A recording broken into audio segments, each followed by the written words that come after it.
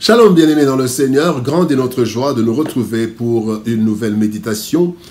Notre méditation du vendredi 25 août 2023. Et nous vous saluons au nom de notre Seigneur et Sauveur Jésus-Christ. Nous allons lire un texte pour notre méditation dans la lettre de Jacques. Jacques chapitre 1er verset 12 et nous lirons dans deux versions. Dans le second il est écrit: heureux l'homme qui supporte patiemment la tentation, car après avoir été éprouvé, il recevra la couronne de vie que le Seigneur a promise à ceux qui l'aiment. Parole de vie 2017, il est écrit: il est heureux l'homme qui résiste dans les difficultés. En effet, quand il aura montré sa valeur, il recevra la vie.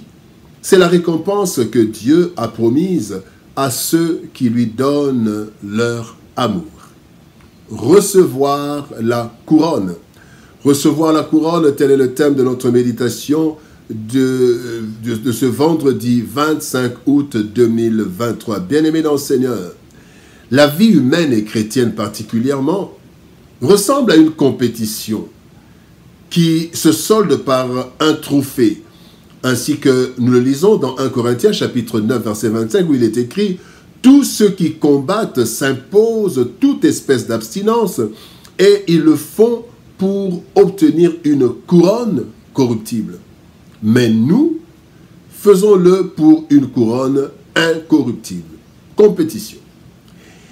Le texte de ce jour, bien-aimé, nous présente le parcours qui amène au couronnement. Chacun de nous doit passer par ce parcours, mais seuls ceux qui auront rempli les critères seront couronnés. Ici et dans la vie à venir. Voyons alors ce que le verset du jour nous enseigne à ce sujet. D'abord, parlons des difficultés. Résister aux difficultés. 1 Pierre chapitre 5 verset 9 nous dit: résistez-lui avec une foi ferme, sachant que les mêmes souffrances sont imposées à vos frères dans le monde. Le monde, bien-aimé, nous accable comme nous l'avons vu il y a quelques jours. Les difficultés se présentent dans nos vies chaque jour et sous plusieurs formes. Pour y faire face, puisque nous ne pouvons pas du tout les fuir, nous devons d'abord savoir que nous ne sommes pas seuls à rencontrer les difficultés. Ne faisons pas de nos difficultés une fatalité personnelle. Deuxième chose, nous devons résister à toute pression qui nous pousse dans les temps de difficulté à nous relâcher suite au découragement ou à nous révolter ou nous rébeller. Nous devons aussi savoir que nous devons fuir, résister pour éviter, bien-aimés, de fuir par des voies non recommandables. Nous devons résister. Mais aussi, ce que nous devons savoir, ce que nous devons faire, c'est avoir la patience d'attendre dans la persévérance la fin de toute difficulté, parce qu'il n'y a aucune difficulté qui est éternelle. Bien-aimés, sachant que nous ne sommes pas seuls, résistons à toute pression, bien-aimés, et ayons la patience dans la persévérance, patientons jusqu'à voir la fin de nos difficultés. La deuxième leçon, c'est montrer sa vraie valeur. Le psaume 66, verset 10 nous dit: car tu nous as éprouvés, ô Dieu, tu nous as fait passer au creuset comme l'argent. Bien-aimés, les matières précieuses passent par le creuset pour faire sortir la vraie valeur. De même que l'argent et l'or passent par le feu, notre foi, bien-aimés, l'est aussi. Notre foi doit passer aussi par ces temps, et cela pour notre bénéfice. Dans notre vie, bien-aimés, plusieurs impuretés se sont attachées à nous, au point que notre vraie valeur ne se fait plus voir à nos propres yeux, mais aussi aux yeux des autres. Alors, les difficultés, les épreuves ont pour objectif, 1. Enlever les impuretés qui se sont attachées à nous. Deuxième objectif, les épreuves sont là pour nous rendre plus forts pour le service de Dieu, pour la vie. Et troisième chose, les difficultés dans la vie sont là, ont pour objectif de révéler notre vraie valeur, ce que nous sommes réellement. Bien-aimés dans le Seigneur, c'est ainsi qu'il y a deux grandes épreuves. Généralement, on ne parle que de la souffrance, mais il y a deux grandes épreuves. La première, une des épreuves, c'est le rabaissement et l'humiliation, mais aussi l'autre épreuve, c'est l'élévation. Bien-aimés, à la suite de ces épreuves, nous et le monde voyons notre vraie valeur. Et nous pouvons déjà avoir une idée de notre sort à partir de la vision de notre vraie valeur. La troisième chose dont nous voulons parler, c'est donc la couronne. 1 Pierre 1, 7 nous dit « Afin que l'épreuve de votre foi plus précieuse que l'or périssable, qui cependant est éprouvé par le feu, ait pour résultat la louange, la gloire, l'honneur, lorsque Jésus-Christ apparaîtra. » Les épreuves et les difficultés, bien-aimés, visent en fin de compte la gloire de Dieu et notre bénédiction temporelle, mais surtout la couronne finale.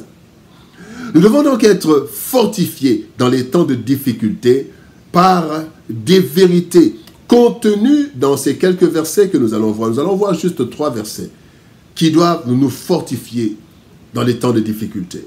D'abord, nous devons savoir que nous serons récompensés au centuple. Jésus-Christ le dit dans Marc chapitre 10, 29 à 30. Il dit, tous ceux qui ont perdu, ils recevront au centuple sur la terre et la vie éternelle dans l'au-delà. Ceux qui perdent pour le Christ, bien-aimés, recevront au centuple ceux qu'ils ont perdu. La deuxième chose que nous devons savoir, c'est que les difficultés sont éphémères. Quand vous lisez dans 1 Pierre chapitre 5, verset 10, il est dit que nous allons passer par des temps difficiles pour un peu de temps. Par rapport à toute la vie, les difficultés sont éphémères. Et la troisième chose, la troisième vérité contenue dans des versets, c'est le verset de 2 Timothée 4, 8. Bien-aimés, une couronne nous est réservée. Une couronne nous est réservée si nous résistons jusqu'au bout. Paul dit, désormais la couronne de justice m'est réservée. Le Seigneur, le juste juge, me la donnera dans ce jour-là. Et non seulement à moi. Donc la couronne, ce n'était pas non seulement pour Paul, non seulement à moi, mais encore à tous ceux qui auront aimé son avènement. Bien-aimés, il y a une couronne qui nous attend. Voilà des choses, des vérités qui peuvent nous aider dans les temps de difficulté. Pour que nous ne puissions pas, bien-aimés, nous révolter, murmurer. Nous devons savoir cela et c'est la parole de Dieu qui nous rassure. Nous serons récompensés.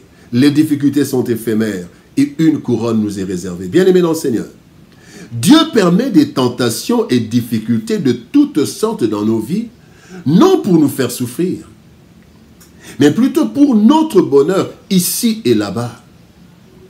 Celles-ci, donc les difficultés, les souffrances, celles-ci jouent un grand rôle dans notre vie chrétienne. Cependant, pour qu'elles portent leurs fruits, nous devons résister jusqu'au bout, car les tentations montrent notre vraie valeur et nous qualifient pour les bénédictions ainsi que la couronne de vie à la fin de toutes choses. Résistons jusqu'au bout, bien-aimés, car le Seigneur nous réserve la gloire après la croix. Il nous la couronne après les épines, ainsi que Christ lui-même l'a vécu. À la croix, il a été glorifié. Et après les épines, il a reçu la couronne, assis à la droite du Père. Prions. Éternel Père de gloire, Dieu Tout-Puissant, merci pour ton amour et ta bonté. Merci pour ta grâce. Merci pour la couronne que tu nous réserves. Seigneur de gloire, merci pour les difficultés. C'est vrai, nous rencontrons des difficultés, nous les traversons parfois difficilement, mais tu nous demandes de résister jusqu'au bout, résister patiemment, parce que ces difficultés sont éphémères, elles ne sont pas éternelles. Aide-nous à résister, aide-nous à ne pas nous rébeller, aide-nous à ne pas nous décourager, aide-nous à aller jusqu'au bout, parce qu'il y a une couronne qui nous est réservée. Après la croix, il y a la gloire. Bénis ta parole éternelle, bénis ton peuple, au nom de Jésus-Christ, notre Seigneur et Sauveur, nous avons ainsi prié, Père. Amen. Bien-aimés dans le Seigneur, que Dieu nous bénisse, c'est avec joie que nous avons partagé, nous avons traversé la semaine avec des méditations. Nous sommes arrivés à la fin de la semaine. Que Dieu nous bénisse, shalom, bon week-end, et par la grâce de Dieu, nous nous retrouvons le lundi pour une nouvelle série de méditations. Shalom, au revoir, bon week-end et à lundi.